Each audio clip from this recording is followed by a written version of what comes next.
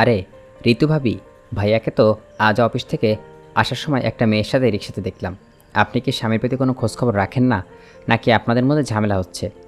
দেখুন ভাবি, আমি আপনাকে খুব সম্মান করি, সেই সাথে আমি জানি একটা মেয়ে কাছে তার স্বামী কী। আমি আপনাকে অনেক দিন হয়েছে এই কথাটা বলছি, আজকে আবারও বলছি। দেখেন, পুরুষ মানুষকে এত অন্ধবিশ্বাস করা ঠিক না। জানি আপনি অন্যান্য দিনের মতো আজ আমার কথা উড়িয়ে দিবেন, কিন্তু আমি এই পরিস্থিতির শিকার হয়েছি দেখেই আপনাকে বারবার সাবধান করছি। পারলে নিজের স্বামীকে চোখে চোখে রাখবেন। ঋতু তার স্বামীকে সাব্বিরের প্রেমে বিয়ে, 1.5 বছর হলো বিয়ের, আর প্রেমের সম্পর্ক ছিল মাত্র 2 মাস। এরই মধ্যে ঋতুর বাসা থেকে বিয়ের চাপ দেয়, আর সেও অন্যান্য কাপলদের মতো পালিয়ে সাব্বিরের সাথে জুটি বেঁধে নেয়। বিয়ের 1 বছরের পর সে জানতে পারে তার বাবা মা হবে। যেহেতু সাব্বিরের বিয়ের সময় বেকার ছিল, এখন একটা কোম্পানিতে মোটামুটি ভালো একটা চাকরি করে। মাসিক বেতন যা আসে তাতে দুইজনে ভালোই চলে। তারা চাইলেই একটা ফ্ল্যাটে থাকতে পারে, কিন্তু ঋতু থাকতে চাইল না। মেয়েটা একটু হিসেবি কিনা। ঋতুর ভাষ্যমতে দুইজন মানুষের ফ্ল্যাট বাসার দরকার নেই, শুধু শুধু মাস শেষে 12-13 হাজার বাসা ভাড়া। তার থেকে সাবলেন্ট বাসা থাকলে ভাড়া কম লাগবে, বেতন থেকে কিছু সংসারে ভাঙবে, আর কিছু জমিয়ে রাখলে ভবিষ্যতের জন্য। ঋতু রুমের পাশের রুমে যিনি থাকেন তার নাম মালিহা, ডিভোর্সি তিনি। তাই তো বারবার তারা বরের কীর্তিকলাপের কথা ঋতুকে বলে। কিন্তু ওই যে অন্ধবিশ্বাস, সাব্বিরের প্রেমে ঋতু অন্ধ বানিয়ে দিচ্ছে। তাই তো ঋতু নিজের মনের মধ্যে মাঝে মাঝে কিছু সন্দেহ সৃষ্টি হলেও তার প্রেমের কথা স্মরণ করে আবার সন্দেহ মুছে যায়। কিন্তু আজ যেন মালিহাপুর কথা ঋতু মাথা থেকে বের করতে পারল না। সত্যি তো, সাব্বিরের অফিস ছুটি হয় রাত 8টায়, অথচ 8টা, 8:30 কিংবা 9টায় 10টায় যদি জিজ্ঞেস করে এত দেরি হলো কেন, রোজ রোজ একই উত্তর আসে, ওভার টাইম করছিলাম। ঋতু, তুমি কি আমাকে সন্দেহ করো? সারাদিন খাটুনি খেটে এসে তোমার মতো যত আজাইরা প্রশ্ন, বিশ্রাম নিতে দাও, বিরক্ত করো না। স্বামীর ক্লান্তিমাখা এই কণ্ঠস্বর শুনে ঋতু তখন চুপ হয়ে যায়, আর কিছু জিজ্ঞেস করে না। এমনই যায় প্রতি রাতে। আরও একটা ব্যাপার আছে, আগে তাও 10টা নাগাদ বাসে আসতো, আর এখন আসে 11টায়। কোনো কোনো সময় তো 12টা 1টাও আসে, কিন্তু বোকার ঋতু কিছুই বলে না, জিজ্ঞেসও করে না। আহ ঋতু, তুই কত বোকা তাই না? এখন আর কোনো বোকামি করিস না। তোর নিজের কথা না হয় বাদ দে, কিন্তু যে পৃথিবীতে আসতে চলেছে সে, তার কথা না হয় ভাব। তার কথা ভেবে তোর স্বামীকে বোঝা। নিজে মনে মনে এইসব ভাবতে ভাবতেই সাব্বির চলে আসতো। প্রতিদিনের মতো ঘরে এসে ঋতুর কাছে পানি চাইল। ঋতু সাব্বিরকে পানি দিয়ে জিজ্ঞেস করলো, আজ এত দেরি হলো কেন? আবার শুরু করো না তো ঋতু প্লিজ, আমি খুব ক্লান্ত। প্রতিদিনই তো একই কথা বলো, আজ না হয় ভিন্ন কিছু বলো। মানে কি বলতে চাইছো তুমি? কেন দেরি করি? তুমি জানো না আমি ওভারটাইম করি? তুমি যে ওভার টাইম করো, কই কখনো তো বেতন বেশি আনো না বাসায়? সেই তো 30,000ই আনো, বাকি টাকা তাহলে কি করো? তুমি কি আমার কাছে কৈফিয়ত চাইছো ঋতু? ধরে নাও তাই। আমার তো জানার অধিকার আছে, আমি তোমার বিয়ে করাবো। ঋতু, তুমি কিন্তু আমাকে এখন মানসিকভাবে আঘাত করছো। তুমি ভালো করেই জানো সারাদিন অফিস থেকে ক্লান্ত হয়ে আমি বাসায় ফিরি। এইসব ঝামেলা ভালো লাগছে না, এখন অফ দাও প্লিজ। সাব্বির, আমারও এখন আর ভালো লাগছে না এসব। তুমি আবার আগের মতো হয়ে যাও না। আমাদের বাচ্চার কথা ভাবো।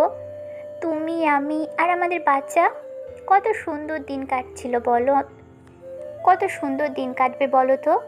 আচ্ছা, একটা কথা বলো তো, তুমি তো আমাকে ভালোবেসেই বিয়ে করেছিলে, তাহলে এখন তুমি অন্য নারীর প্রতি কি করে আকর্ষিত হলে? কথাগুলো বলতে বলতে ঋতুর ভেতরে চাপা কষ্টগুলো উগলে আসছো কান্নার রূপে। কিন্তু তার ভালোবাসার ব্যক্তির সেই কান্না দেখেও দেখল না। সাব্বির বলে উঠল, ঋতু, অনেক হচ্ছে, তোমার ন্যাকামি বন্ধ করে আমাকে খাবার দাও। ও, আমি কান্না করলে সেটা এখন তোমার কাছে ন্যাকামি লাগে তাই না? আর রূপা কান্না করলে সেটা তোমার মনের মধ্যে তোলপাড় করে দেয়, খুব খারাপ লাগে, কষ্ট লাগে তাই না? এই রূপাটা আবার কে? রূপাকে পরিচয় করিয়ে দেবো নাকি রূপাকে পরিচয় করিয়ে দিব নাকি সাব্বির? রূপা তোমার অফিস কালিগ, ওই যে যাকে নিয়ে তুমি প্রতিদিন রিকশায় ঘোরো, যার খোফায় ফুল পরিয়ে দাও, যাকে নিয়ে তুমি হোটেলে রাত। এই পর্যায়ে আর বলতে পারল না ঋতু। তার কেমন গা ঘিন ঘিন করলো, কান্নার বাদ ভাঙা হয়ে অঝরে চড়ছে। কিন্তু আজ তার অন্ধবিশ্বাস ভেঙেছে যখন সে সাব্বিরের ফোনে কাটলো, কথায় আসছে না, চলে 10 দিন গেরস্তের একদিন। তেমনি হলো সাব্বিরের সাথে। রূপার সাথে তাড়াহুড়ো ফোনে কথা শেষ করে যে ফোনটা আনলক করে অসময়ে ঢুকে গেল। সেই সুযোগ কাজে লেগে ঋতু সব কিছু জেনে যায়। এটাও জেনে যায় যে তার স্বামীর পরিবর্তে রূপার কাছ থেকে মোটা অঙ্কের টাকা পায়। আসলে সাব্বির ছিল টাকা আর নারী লোভী। যেহেতু ঋতু তাকে দিতে পারেনি, সেটা সে রূপার মাধ্যমে টাকা এবং শরীর দুটোই পায়। সাব্বির এমনিতেও ভেবেছিল বাচ্চাটা হয়ে গেলে ঋতুকে আর তালাক দিবে। শুধু হিসেব আর হিসেব। কোথায় এত টাকা কামাচ্ছে, লাক্সারিয়াস লাইফ লিড করবে তা না, ফকিরের বাচ্চার সাথে সাবরেন বাসে থাকতে হচ্ছে। ভালোই হলো সব যখন নিজেই জেনেছে। আমার আর কিছু করতে হবে না, এমনিতে এইসব সহ্য করতে না পেরে নিজ থেকেই চলে যাবে। আমি না হয় কালকে একটা সারপ্রাইজ রেখে ওর জন্য। এইসব ভেবে একটা শয়তানি হাসি আসলো সাব্বির। সেই দিন রাতটা ঋতুর কান্না করতে করতেই গেল। শেষ রাতের দিকে একটু ঘুমের মতো পড়ছিল, আর সকাল উঠে দেখলো তারপরে সাব্বির নেই। হয়তো সে অফিস চলে গেছে। আপন মনে এইসব ভেবে ঋতু ফ্রেশ হতে চলে গেল। দুপুর 1:13। ঋতু রান্না শেষ করে গোসল করে কেবল বের হয়েছে। এরই মধ্যে দরজায় কড়াঘাতের শব্দ চলে গেল দরজা খুলতে। কিন্তু দরজা খুলতে তাকে এরকম একটা দৃশ্য দেখতে হবে জানা ছিল না ঋতুর। ঋতুর কাছে মনে হলো সে যা দেখছে সেসব কেবল ভ্রম, যা কিছুক্ষণ পরে কেটে যাবে। কিন্তু আফসোস, সেটা সম্ভব না। কি হলো, এভাবে দরজা আটকে দাঁড়িয়ে থাকবে নাকি ঘরে ঢুকতে দিবে? আর শোনো, আমার পাশে যে দাঁড়িয়ে আছে তাকে নিশ্চয়ই আন্দাজ করতে পেরেছো। আমার ধারণা একটু শক্ত করে দিই। ও আমার বউ, আজকে আমরা বিয়ে করেছি।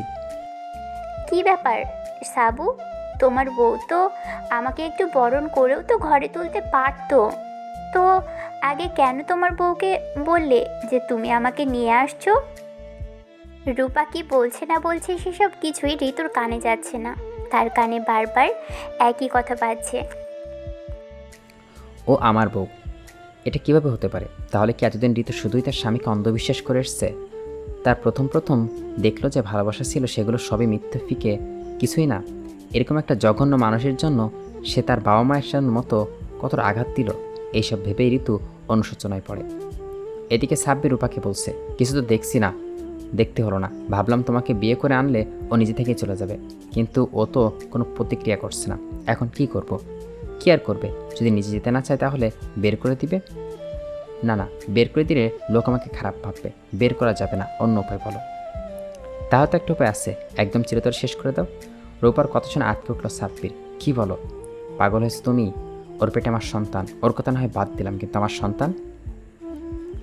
সে এখনও পর্যন্ত দুনিয়াতে আসতে পারলো না, আর তার আগেই কি করে? তুমি যদি ঋতুকে মেরে ফেলো তাহলে আমি তোমার উত্তরা ফ্ল্যাটটা গিফট করব। সেই সাথে তোমাকে নিয়ে সিঙ্গাপুর সেটেল হব, আর তোমাকে মনোরঞ্জন করব। বলো, তুমি আমার এই ডিলটাই রাজি কিনা? সাব্বির অর্থ লোভে পড়ে রাজি হয়ে গেল। এদিকে ঋতু ওদের এসব কথা আড়াল থেকে শুনে নিল।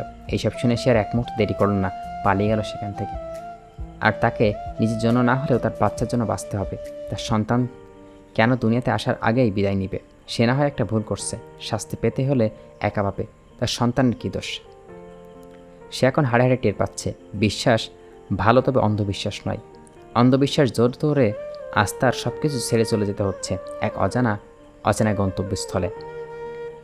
সাব্বির আর রূপা নিজের মধ্যে একটা অশ্লীল আনন্দে মত্ত হয়েছে। যাক, তাহলে আপদ বিদায় হলো। এইসব আলোচনা করে ঋতুকে দেখেই করছিল, যাতে ঋতু নিজে থেকেই চলে যায়, আর না হলে তাই। আমাদের আশেপাশে প্রায়শই এরকম ঘটনা অহরহ ঘটতে দেখা যায়। আমরা মেয়েরা যারা হোক, ভালোবেসে ফ্যামিলিগতভাবে যেভাবেই হোক না কেন, তিন কবলের মাধ্যমে যাকে স্বামী বলে গ্রহণ করি তাকে আমরা পিঠে পিঠে আঘাত করি। আমি সব পুরুষের কথা বলছি না। মেয়েরা বাবা মা পরে যে আশ্রয়টাকে, সেই আশ্রয়টাই বেশি বিশ্বাস করে, ভরসা করলে সে হলো স্বামী নামক পুরুষটি। অথচ আমাদের দেশের অধিকাংশ পুরুষ মেয়েরাই সেই বিশ্বাস টিকে রাখে না। আমাদের সমাজে এরকম অনেক ঋতুরে আছে যারা নিজেদের ভবিষ্যৎ সন্তান কিংবা বর্তমান সন্তানের জন্য স্বামীর থেকে বিধবার ট্যাগ লাগায়। আফসোস সেই পুরুষদের উপর যারা মেয়েদের সম্মান দিতে জানে না। কথায় আছে, বিশ্বাস করা ভালো কিন্তু অন্ধবিশ্বাস না।